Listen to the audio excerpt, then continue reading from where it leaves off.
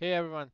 I thought my camera was here. Hey everyone. So the thing is that this video is going to be in English, and this is just a basic video. And the thing that I'm recording this video in English is because I think this is something that people from all around the world and not just from India and Pakistan can actually go through, which is that in the previous video we actually talked about that how we can actually receive data inside Clay from any other application through webhook. But now we are talking about a completely different thing, which is that how we can actually send the data to any other application through webhook from Clay. And the thing is that if you actually have to receive data through webhook inside Clay, you can just go to this add button right here. You can just type webhook, it will just going to give you a link, and you can just kind of work around with that.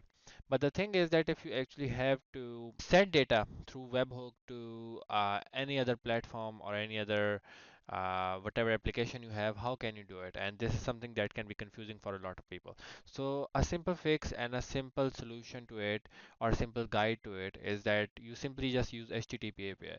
And uh, some people may actually know it, but they don't know that how to actually adjust the data inside that HTTP API enrichment in order to send the data. So I'm just going to talk about that. So anyways, I have this webhook.site here. This is something that I use to actually test out what data I'm receiving from webhooks and all of that stuff. So I'm just going to show you this test table. It has a domain column and a company enrichment column from which I'm getting the company LinkedIn from. But the thing is that let's suppose we are in a scenario where we actually have to send the domain and the URL of these companies to, let's suppose, to our CRM or to any other sheet where we are sending this data through webhook, right? So what we are going to do is that for the platform that is actually going to receive the data, it's just going to give you a webhook link. Just copy it, paste it inside endpoint. You don't need to put in any method. And there are two ways to do it. The first way is that you can actually use the query parameters, and what you can do here is you can just add a new key. Let's suppose if we have to send domain, I can just write domain here, and then I can write domain like this, and then if second thing I want to send is a LinkedIn URL, I'll write LinkedIn URL, and I'll just write URL right here. And when I run it, it's just going to run completely fine, and you're going to receive the data. This is a basic way in which you can actually send the data, but the thing is that query parameter actually has some limitations inside it, because it is not just meant to be used for sending data, right? So, but if you have small amount of data to send, like this is actually a really good option. But if you have larger queries, of course, and larger data sets, and I will most probably suggest you the same, that you actually send the data through a proper like API body, and in a proper JSON format, a formatted body, so that the other party can actually receive the proper data.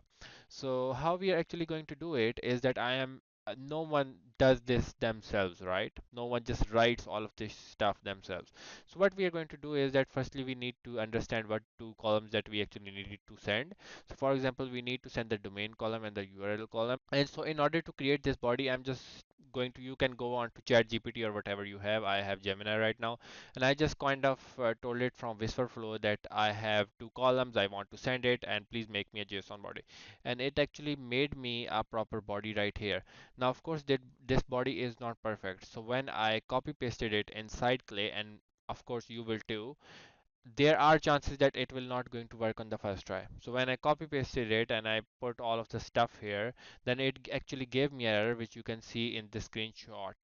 Yeah, it can give you any error, and that can be with regards to the whole formatting of how everything is written inside it. So for example, it has found there can be an error with a single bracket. Even if a single comma is off from the whole code, then it can actually give an error. So I just screenshotted it, I just told it to fix it, it fixed it, and then I just copy this and I just paste it back into the code, and I just like change the variables of what I actually have to send. And the thing is that once I have changed the actual variables of what I actually have to send, then I just click outside of this box. You can see this box, right? Once I click outside of this box actually gets refreshed, and if you get no error, then it means that your code is fine. So for example, let's suppose I'm just going to tell you how this works. For example, if I actually remove this comma, this code will not work, right? So if I click here and I click outside the box, it's just going to update and say that, hey, there is an error here. So if I put the comma and I click outside the box again, it means that there is no error and it has refreshed, right? So right now you don't even need headers for this. Let's suppose if I just remove these headers is important in some of the automation that you are going to make, and some of the data that you actually send to different applications, they actually demand that you actually put this inside the headers. But for now, just for this case, I think we don't need the content type header as well. So if I just uh, remove this, I think it is, well, yeah, I need to delete this, yeah. And so if I just come here, I just run 3 rows here. And if I come back here, you can see that I have actually received some data, which is in this format, right? And so you can kind of send this data to any other application if you want. Right now, it is, if I just remove this format JSON option, you can see that it can actually give the raw content that we have actually received. But for some applications, when you actually send the data to them, they cannot just parse it in JSON. So you actually have to give the header, which is content type application JSON, so that it can actually understand that, okay, this whole stuff that I have received, it is in a JSON format. So yeah, this video is it, and I hope it helped you guys. Thank you.